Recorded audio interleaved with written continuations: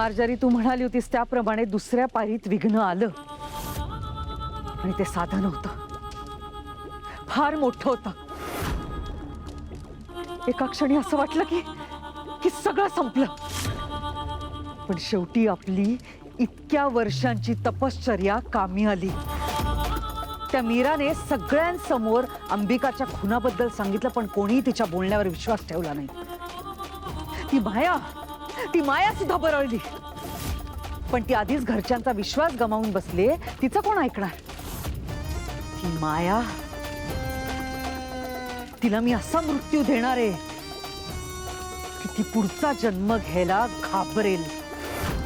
पण यात सगळ्यात महत्वाचं म्हणजे माझं प्याद, अंबिका. माझा तिच्यावर पूर्ण विश्वास आहे. ती कायम माझ्या बाजूने उभी राहील. माझा विश्वास आहे की माझं प्याद कधीच फुटणार नाही. पण कधी कधी मला असं वाटतं की तिला माझ्यावर संशय तर आला नसेल ना. हरकत नाही. मार्जरी, आता दुसरी पायरी पूर्ण झाली.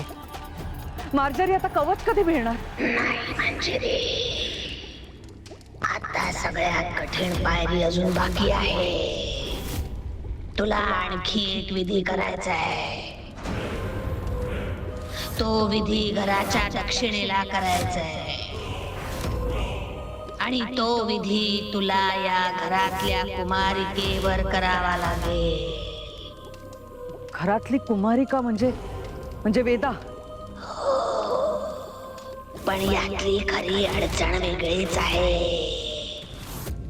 हा विधी तुला रात्री नाही तर दिवसा करावा लागणार आहे. आणि जेव्हा तू तो विधी करशील तेव्हा ती मुलगी शुद्धीत असू नये. तिला जाणीव नसावी, नाहीतर सगळा व्यर्थ जाईल. आता पुढे कर. ओम कालछायायै शक्तिं देहि शक्तिं देहि. जा, ही तिसरी पायरी पार केलीस की तू कवचाच्या अंतिम विधीसाठी इथे बसू शकशील. जा. वेदा,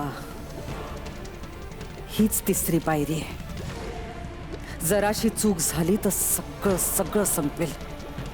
पण नाही, इतक्या जवळ येऊन मी हार मानणार नाही. कालछाया कवच आता मला मिळवायचंच आहे.